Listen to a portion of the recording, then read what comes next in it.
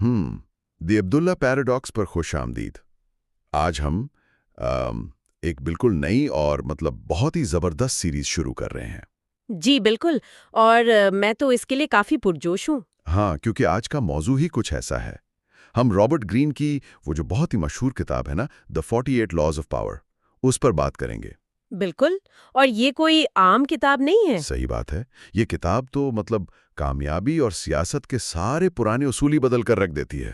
تو چلے اس کو تفصیل سے سمجھتے ہیں۔ دیکھیں، یہ واقعی ایک غیر معمولی موضوع ہے، کیونکہ یہ کوئی عام سیلف ہیلپ بک نہیں ہے، بلکہ ان خفیہ اصولوں کا نچوڑ ہے جو تاریخ کے بڑے بڑے بادشاہوں اور کامیاب ترین لیڈروں نے استعمال کیے۔ تو جو اس کا پہلا قانون ہے، قانون نمبر 1، وہ ہے اپنے بڑوں سے آگے نہ نکلیں۔ ہاں، دا کوڈ لا۔ اب جب میں نے یہ پڑھا تو مجھے تھوڑا عجیب لگا۔ تو اس کا کیا مطلب ہے؟ یعنی کیا اس کا مطلب یہ ہے کہ ہم اپنی قابلیت کو بس دبا دیں؟ عجیب تو لگتا ہے بظاہر۔ یہ تو بالکل ایسا ہے جیسے دفتر میں ایک جونیئر اپنے باس کے سامنے زیادہ سمارٹ بننے کی کوشش کریں اور باس کو لگنے لگے کہ اس کی کرسی خطرے میں۔ ہاں بالکل۔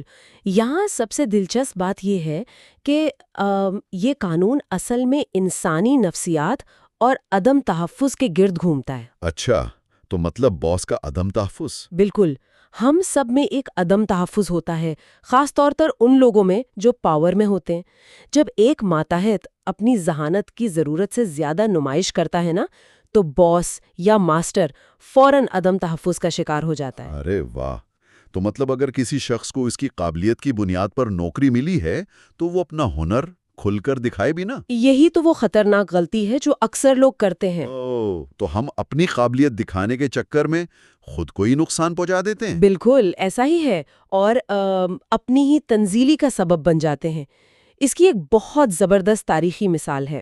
17ویں صدی میں فرانس کے بادشاہ لوئیس چہردم کے وزیر خزانہ کی مثال لے لیں۔ اچھا، وہ نکولس فوکے والا واقعہ؟ بالکل وہی۔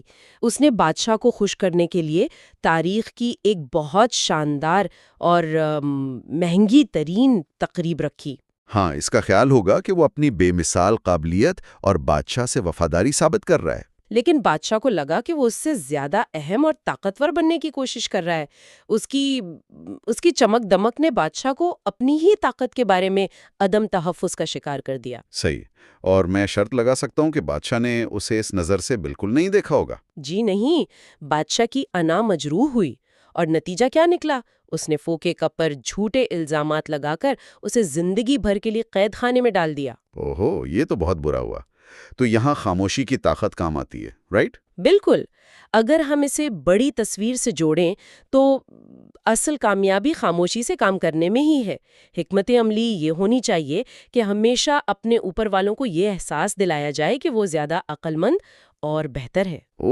انہیں یہ وہم رہے کہ وہی سب سے طاقتور ہیں۔ ہاں، تاکہ باس کی انا کو تسکین ملے۔ آپ کو انہیں محفوظ محسوس کروانا ہے۔